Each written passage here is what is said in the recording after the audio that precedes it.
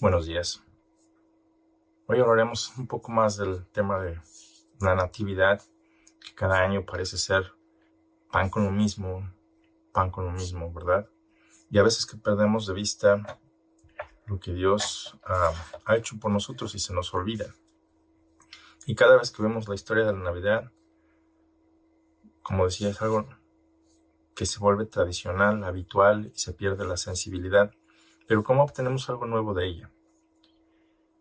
Quiero compartirte la historia, ¿verdad? Desde un punto de vista como el pastor Robert Jeffress lo presentó o lo presenta a muchos de los que pues le escuchamos predicar.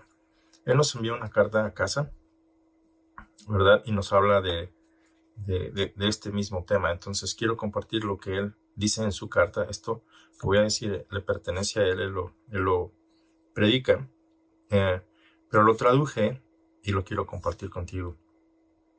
Entonces, cuando vamos a ver la historia de la Navidad en este tiempo, ¿verdad? En el que estamos ahora, en esta Navidad del 2020, pues, ¿cómo podemos sacarle jugo? ¿Cómo podemos verlo desde una nueva perspectiva?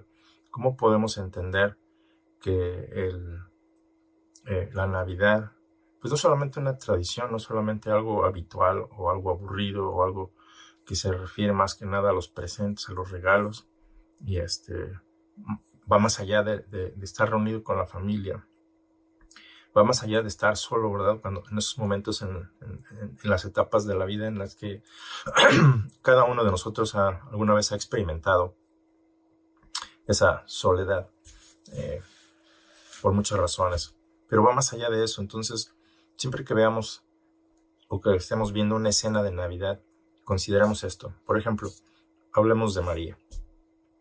La pregunta que le hace es: ¿por qué escogió Dios a María para ser la madre de Jesús? De todas las mujeres extraordinarias, John MacArthur dice, en las Escrituras, una sobrepasa muy por encima de las otras, como a la mujer que fue más bendecida, la más altamente favorecida por Dios, la más universalmente admirada por todas las mujeres. Y ciertamente no hay ninguna mujer más notable que María en la historia de la humanidad. Primero que nada, María era una mujer pura.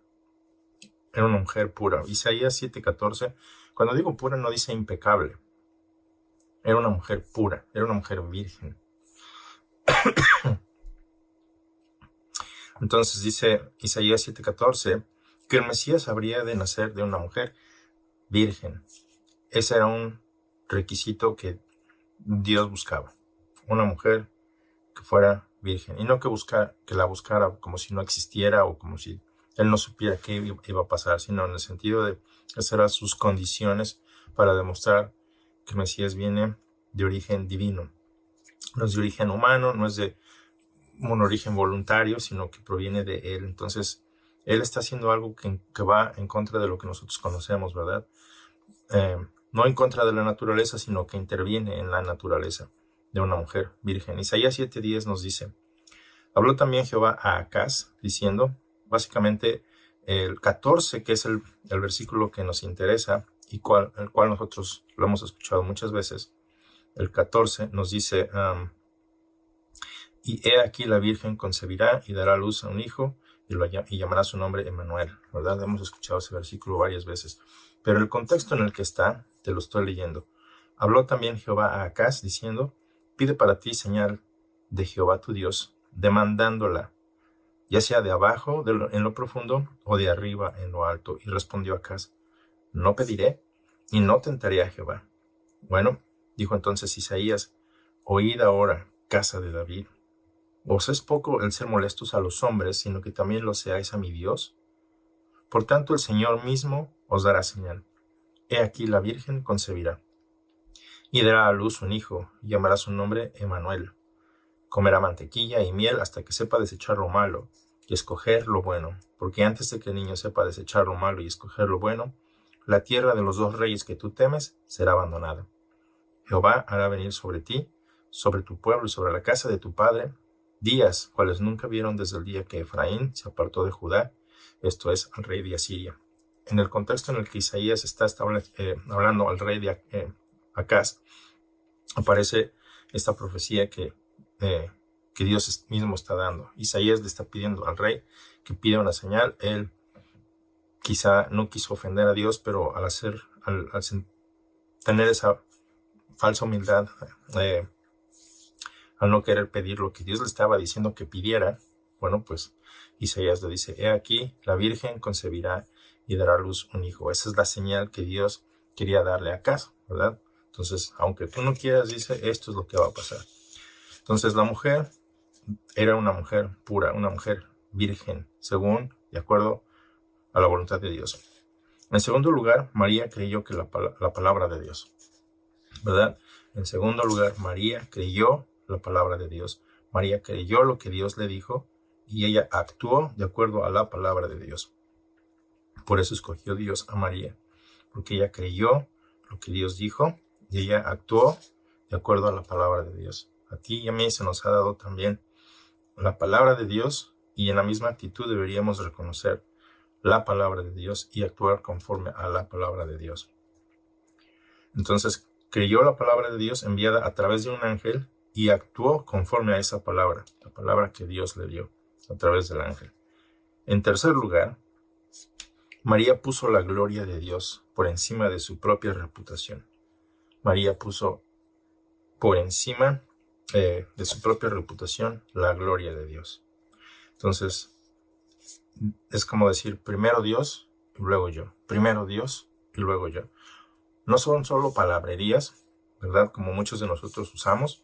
Primero Dios, vaya usted con Dios, cosas de ese estilo, sino que verdaderamente ella pensó y actuó de acuerdo a ello.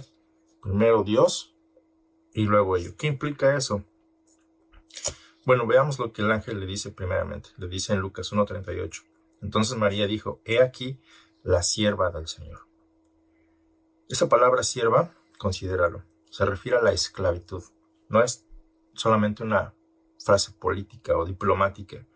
Aquí, tu sierva. No, ¿verdad? Sino que verdaderamente reconociendo que ella es la esclava del Señor. Y para ti, para mí, ese tema de la esclavitud en nuestros días, hemos nacido relativamente en países con cierta libertad.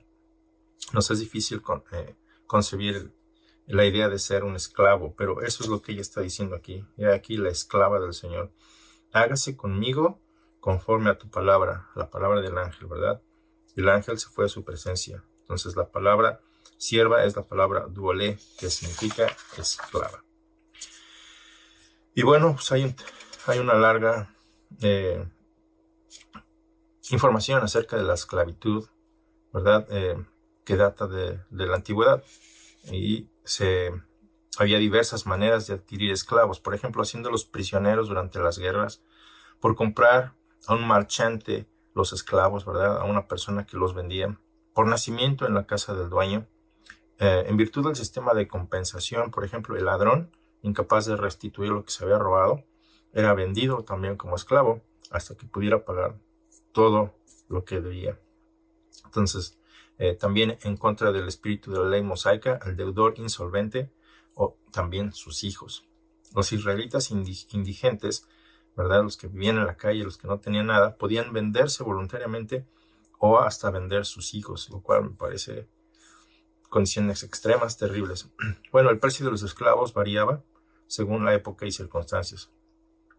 La legislación hebrea prevía el pago de 30 siclos al dueño de un esclavo muerto a causa de la negligencia de un tercero, ¿verdad? Es decir, lo mató por accidente.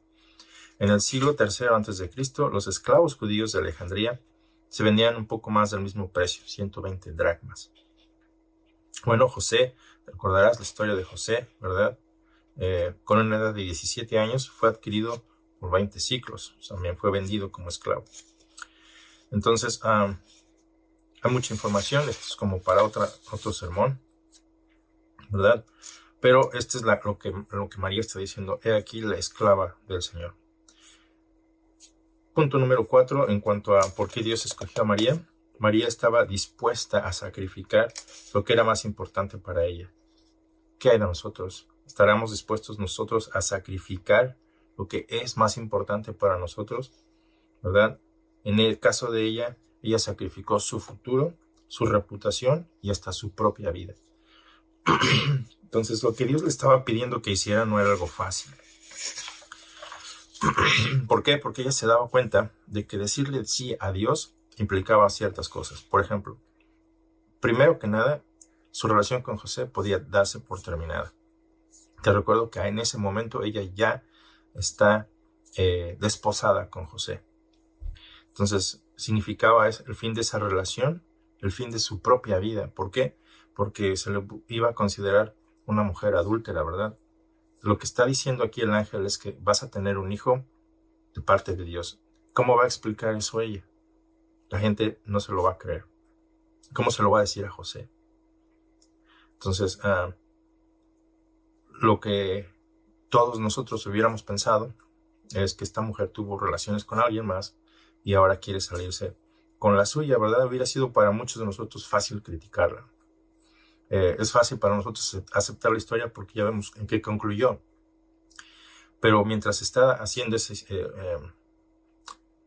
mientras la historia está sucediendo, pues si tú hubieras estado en ese tiempo viendo lo que estaba pasando, es probable que hubieras juzgado a María como adúltera. Y así toda la población en la ciudad donde ella vivía, pues lo hubiera considerado lo mismo. Entonces, esto es lo que pasaba por María cuando decidió decirle sí a Dios, que quizá podría su vida estar en riesgo también. En Éxodo 20:14 vemos que una mujer y un hombre adúltero debían de ser apedreados hasta la muerte. Entonces, ese era el riesgo al decir sí. Entonces, considera que cada vez que veas a María en una escena navideña, ¿verdad? El muñequito, la figurita que veas ahí en tu natividad, en la escena navideña de tu arbolito de Navidad, pregúntate, ¿estoy disponible para Dios? Pregúntate, ¿estoy disponible para Dios? Recuerda que Dios usa a todos aquellos que están disponibles o que están dispuestos. Pero ahora hablemos de José. Sin José no habría ningún Salvador. Considera esto. Sin José no habría ningún Salvador. ¿Por qué? Porque para ser rey de Israel, el Mesías tenía que ser del linaje de David, que era heredado a través del padre, no de la madre. Sin embargo, debía nacer de la madre sin el hombre haberse involucrado con ella, porque nosotros los varones somos los que llevamos esa semilla de transgresión, esa semilla de pecado corrupta. Pero la semilla que Dios puso en María no estaba corrompida. Y sin embargo, debía de ser llamado Mesías, ¿verdad? Debía ser llamado Rey de Israel. Entonces, esta herencia era a través del Padre. Cuando cuando José escuchó que María estaba encinta, él bien pudo haberse deshecho de ella, en cualquier forma, ¿verdad? Lo que habría descalificado al Señor Jesucristo para ser el Mesías. Pero algo dramático está ocurriendo ahí.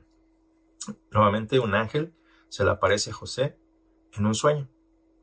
No que José está imaginando cosas, no que José está teniendo un delirio, sino que en el poder de Dios, en su sueño, se le aparece este ángel y le dice que debía de tomar a María por mujer. Si leemos Mateo 1:18 al 25, nos dice esto. El nacimiento de Jesucristo fue así, estando desposada, es decir, recién casada, María su madre con José, antes que se juntasen, es decir, antes de que vinieran a vivir juntos. Se halló que había concebido del Espíritu Santo. Entonces celebran la fiesta, ya están casados, todo el mundo sabe que están casados y se halla que está encinta, ¿verdad? José, su marido, como era justo, no quería infamarla, es decir, no quería hacer o decir cosas que perjudicaran la buena reputación de María, ¿verdad? Entonces quiso dejarla secretamente. Y pensando él en esto, he aquí un ángel del Señor se le aparece en sueños y le dice, José, hijo de David. ¿Te fijas? José, hijo de David. De ahí está hablando ya de la realeza de su sangre, ¿verdad? Si lo vemos desde un punto humano. El ángel le dice, hijo de David, de donde desciende, ¿verdad? José, que a ese tiempo pues, era un carpintero. No lo veías como un rey, como el rey Herodes o el rey gobernando sobre Israel, sino que era su oficio un carpintero. Pero le dice el ángel, hijo de David, de descendencia real. Entonces, no temas recibir a María, le dice el ángel, tu mujer, porque lo que en ella es engendrado del Espíritu Santo es. Recuerda que el Espíritu Santo no es una fuerza, no es una influencia, no es una idea, sino que es una persona. La tercera persona de la Trinidad que participó en la creación. Entonces no es muy difícil para él realizar este tipo de cosas porque es lo que él hace. Entonces el ángel está diciendo esto a José y le dice, dará a luz un hijo. Eso es lo que vas a hacer. Ella va a dar a luz un hijo. Y tú le vas a llamar, lo vas a poner por nombre Jesús. ¿Por qué Jesús? Porque significa que él salvará a su pueblo de sus pecados. Eso es a lo que viene el niño a nacer. Entonces son diversos los términos en el Antiguo Testamento y en el Antiguo para significar pecado, ¿verdad? Iniquidad, maldad, etc. Con varios matices de significado. Es importante tener en cuenta que la definición bíblica del pecado es esto. En griego es anomia, que significa desorden en un sentido de rechazo al principio mismo de la ley de Dios o de su propia voluntad. Iniquidad en 1 de Juan 3:4, el texto griego dice que es una desafortunada traducción que la mayor parte de las versiones castellanas en el español hacen de este pasaje. Solo la nueva versión internacional lo traduce como el pecado es la verdadera ilegalidad. Aunque sería mejor traducir alegalidad. En efecto, el pecado no es la mera infracción de la ley de Dios, sino de acuerdo a este pasaje, sino el rechazo de la voluntad de Dios. Y eso es el pecado, ¿verdad? Rechazar la voluntad de Dios. Vivir a espaldas de Dios. Una disposición mental que nos lleva a hacer mi propia voluntad en oposición a la voluntad de Dios. Eso es pecado, ¿verdad? Eso es lo que significa pecado. Y de ahí esa distinción que hace entre pecado, transgresión, siendo esto último la infracción de un mandamiento específico, de un mandamiento conocido, transgresión. Entonces, a esto viene el Señor Jesucristo a salvar a su pueblo de sus pecados. Entonces, todo esto aconteció, según Mateo, para que se cumpliese lo que se había dicho por medio del Señor, lo que había dicho el Señor por medio de un profeta, ¿verdad? Lo cual dice, he aquí una virgen concebirá. ¿Cuál es ese profeta? Isaías, ya lo vimos, ¿verdad? He aquí una virgen, y una virgen no es un título que hoy en día nos gusta darle, ¿verdad? Sino es la condición del cuerpo de una persona, de una mujer, básicamente, o un varón, en este caso es una mujer. Y aquí una virgen concebirá y dará a luz un hijo. No se da el nombre de la virgen en ese día, pero dice, una virgen de tu pueblo dará a luz un hijo. Y a ese hijo lo vas a llamar Emmanuel, y llamará su nombre Emmanuel, que traducido significa Dios con nosotros. Entonces, Dios está con nosotros. No entre nosotros, podría decirse así. Dios mismo bajó del cielo para estar con nosotros. Entonces, despertando José del sueño, le hizo como el ángel del Señor le había mandado. Entonces, nota también que cree la palabra de Dios y actúa conforme a la palabra de Dios. Y recibió a su mujer, pero no la conoció en el sentido sexual. No la conoció hasta que dio a luz su hijo primogénito. Es decir, no se consumaron esas nupcias hasta que el niño nació. Y entonces hizo como el ángel le dijo, ¿verdad? Le puso por nombre Jesús. Entonces, ¿por qué Jesús obedeció? No Jesús. En el caso de José, porque José obedeció, ¿verdad? Es que Jesús obedeció a Dios en la palabra de Dios. Es que Jesús entonces hereda ese derecho a reinar a través de su padre legal, que es José. Entonces Jesús hereda ese derecho a través de José para reinar. Hasta ese punto, José probablemente no había entendido lo que estaba pasando y cómo había pasado. Definitivamente no entendió cómo terminarían las cosas, ¿verdad? Lo que Dios estaba haciendo. Y aún así él obedece a Dios. No entendía lo que estaba pasando y aún así obedece a Dios. Entonces, cuando veamos tú y yo en una escena navideña, que no se nos olvide, cuando veamos a José en una escena de Navidad, pregúntate, ¿estoy de verdad siendo obediente a Dios como lo hizo José. Aún cuando no sé cómo van a terminar las cosas, aún cuando no sé el futuro de las cosas, obedezco a Dios por lo que es Él, por lo que Él dice. Acuérdate que Dios honra a todos aquellos que son obedientes. Dios honra la obediencia. ¿Qué hay de los pastores en la escena de Navidad? Entonces hablemos de los pastores. Los pastores en días de Jesús eran menospreciados, eran vistos como nada, ¿verdad? Y aún así Lucas en 2:10 nos dice, desde el 8, había pastores en la misma región, aquella región, que velaban y guardaban las vigilias de la noche sobre sus rebaños. Y he aquí, se les presenta un ángel del Señor. Entonces tenemos a María, tenemos a José, y tenemos a los pastores a quienes se les presenta un ángel del Señor en diferentes momentos, diferente tiempo, a solas, en privado, ¿verdad? Diferente. Entonces, la palabra de Dios a estos, María, José y a los pastores, proviene a través de un ángel. Entonces había pastores en la misma región que velaban y guardaban las vigilias de la noche sobre su rebaño. Y he aquí se les presenta un ángel de parte del Señor, y la gloria del Señor los rodea de esplendor. Y tuvieron gran temor. ¿Quién no, verdad? Ni tú ni yo hemos visto un evento de estas magnitudes. Ellos tuvieron gran temor. Y fue este grupo de marginados, ¿verdad? Por decirlo así, marginados sociales, que Dios escoge a anunciarles el nacimiento del Rey del universo, del nacimiento de Jesús.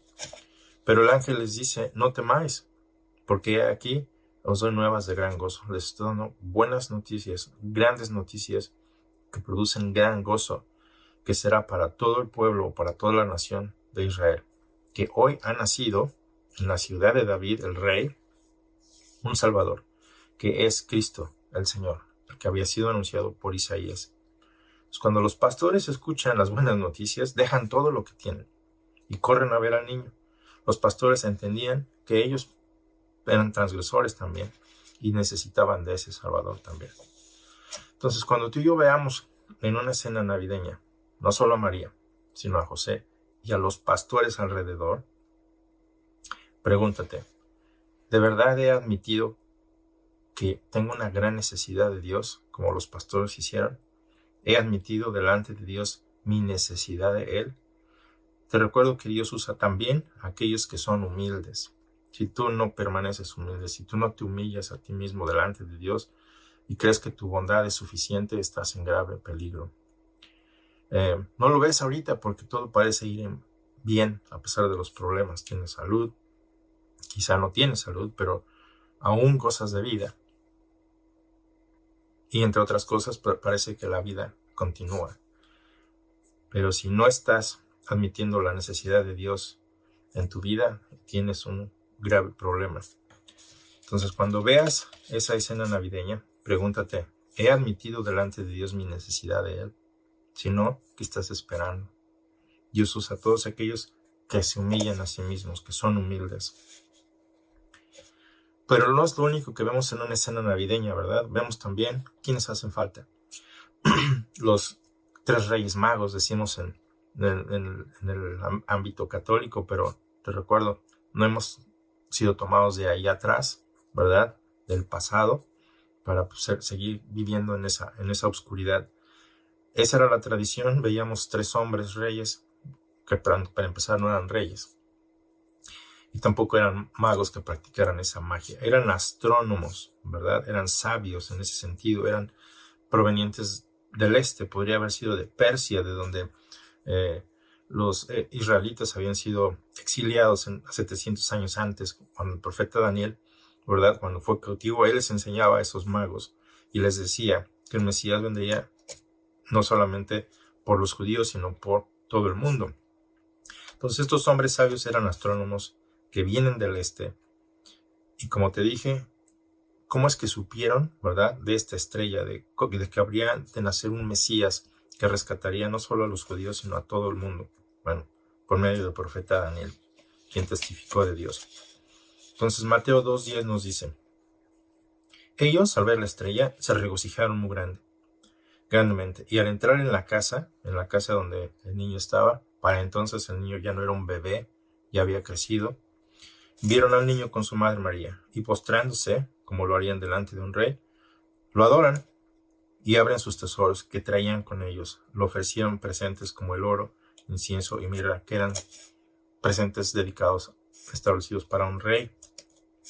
Si lees Isaías 66 y Salmo 72, te darás cuenta de lo que se hacían en esos días, ¿verdad? Presentes para un rey.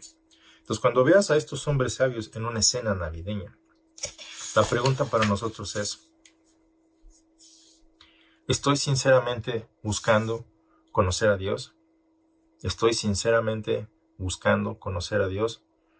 Dios dirige a todos aquellos que sean sinceros. Dios va a dirigir tu vida cuando tú de verdad estás buscando conocer a Dios. Cuando inicias esa búsqueda, ¿verdad? Dios dice que Él se acercará si tú te acercas. Entonces, finalmente, hablemos del personaje principal, del niño Jesús. Y la figura central en una escena navideña, ¿verdad? Vemos a un pequeñito en un pesebre. La figura central, pues, es el bebé. Y el bebé, pues, es el Señor Jesucristo. La pregunta que surge es, ¿por qué el Hijo de Dios? ¿Por qué el Hijo de Dios deja esa majestad del cielo para nacer en un comedero para animales, ¿verdad? En un platón en donde se servía la comida para animales. ¿Por qué deja Jesús su gloria para nacer en un plato en el que se sirven alimento para animales de granja? Entonces Jesús vino por una sola razón. Y recuerda esto: para morir por tu pecado, para morir por mi pecado. Para morir, esa es la frase, para morir, esa es la palabra. Para morir, ese es el propósito, por nuestros pecados. Siendo Dios, Él no muere. Siendo humano, puede morir. Entonces toma nuestro lugar para proveer un camino único a Dios. Un camino de regreso a esa comunión que teníamos cuando Dios nos formó de la tierra. Cuando caminaba Adán con Dios para restablecer esa amistad. Entonces viene a morir por nuestros pecados. Entonces el ángel le dijo, ¿verdad? En Mateo 1:21, y dará a luz un hijo, a José, y llamará su nombre Jesús, porque él salvará a su pueblo de sus pecados. Entonces no existen muchos caminos al cielo. No es que haya muchos caminos que lleguen a Roma, como decimos, ¿verdad? Solamente uno. Y nos guste o no nos guste, solamente hay uno. No es el de mi preferencia, el que más me satisface, es el único camino. Y a veces que no nos satisface ese camino. Buscamos otros caminos que nos lleven a Dios, a nuestra manera. Y ese es un problema grave, porque es Dios quien establece el camino. Nadie en la humanidad puede establecer un camino que llegue a Dios. Podría ser el hombre más bueno del planeta y aún así ese camino no te lleva hasta Dios.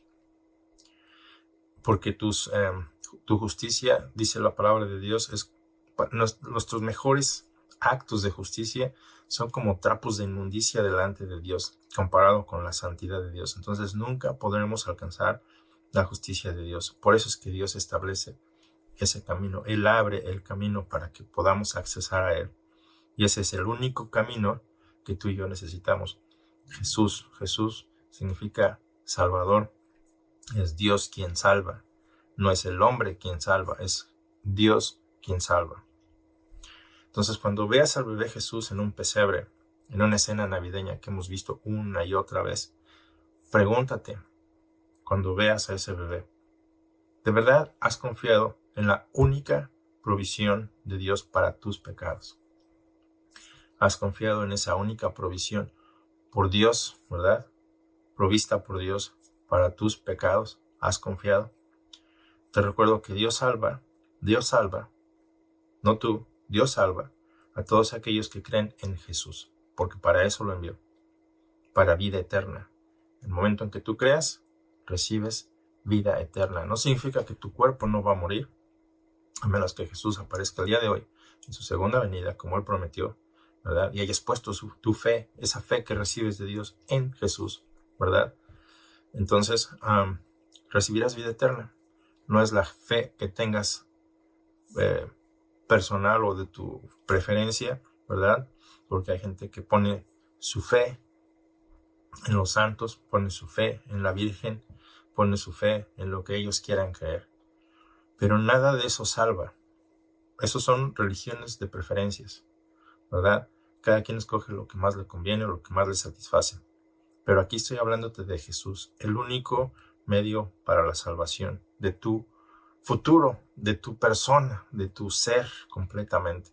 Este cuerpo va a morir eventualmente, pero Jesús tiene el poder para resucitar a todos los que le pertenecen para vida eterna. Es decir, nunca más morir, sino que continuamos viviendo, continuamos disfrutando de su presencia, continuamos el conocer de Él, saber más de Él, tener esa comunión íntima con Él eternamente, literalmente, considéralo esto, eternamente, no temporalmente, no una vida como la que hemos vivido, en la que hay dolor, sufrimiento, en la que muchas veces no queremos vivir, ¿verdad? No queremos disfrutarlo, y nos da miedo disfrutar a veces por la violencia en la que estamos. Pero la vida eterna a la que Dios está llamando tiene grandes beneficios, no se puede ni describir de las bendiciones y lo extraordinario que esa vida eterna es. No es una vida aburrida en el cielo con un arpa, ¿verdad? Lleno de margaritas en un prado lleno de margaritas, sino que hay mucho que hacer, hay mucha actividad. Y a esa es la vida a la que Dios nos está llamando. Gratis, cuando tú pones tu fe en Jesucristo. No tienes que hacer absolutamente nada, porque es Dios quien hace todo. Entonces, Dios salva a todos aquellos que creen en Jesús para vida eterna. La pregunta que te hago, o que nos hace Robert Jeffress, ¿con quién podrás compartir en esta ocasión la esperanza que hay en Jesús en esta Navidad? ¿O con quién lo vas a hacer? Te recuerdo Juan 3:16 para concluir. Porque de tal manera amó Dios al mundo, tal fue su amor por el mundo, y no estoy hablando del pecado, sino de nosotros, humanos, de todas las naciones, de todas las razas, de todos los colores, de todos los tamaños y sabores, si tú quieres. Ha dado Dios al mundo, ha amado Dios al mundo a tal punto que ha dado a su único hijo, para que todo aquel, llámale como tú quieras, Oscar, Patricia, Bonifacio, Raquel, lo que tú quieras, el nombre que tú tengas, para que todo aquel que cree en Jesucristo, todo aquel, la puerta está abierta para cualquiera, no se pierda, porque hay perdición. Pero si tú crees, no te pierdas, sino que tengas vida eterna. Juan 3:16. Porque de tal manera amó Dios al mundo, que ha dado su Hijo unigénito, para que todo aquel que en él cree no se pierda, sino que tenga vida eterna. Y a ese es el llamado. Ven a Jesús, para que tengas vida eterna. Que esta Navidad, dice Robert, que esta Navidad tú y tus amados familiares puedan ver con una nueva luz la escena de la Navidad. Que este mensaje sea de bendición para ti, sea de bendición para todos, y considera lo que Él nos está haciendo recapacitar. Cuando veas a José, cuando veas a María, cuando veas a los pastores, cuando veas a los sabios en esa escena navideña, cuando veas al bebé Jesús, considera lo que se nos ha dicho el día de hoy. Verdaderamente hemos hecho todo esto, hemos puesto nuestra fe en Cristo, hemos obedecido a Dios, hemos creído a Dios, ¿verdad? Hemos reconocido esa necesidad de Él. Considera cada momento, cada figurita en la escena de Navidad para bendición. Que el Señor te siga bendiciendo. Tengas buena semana.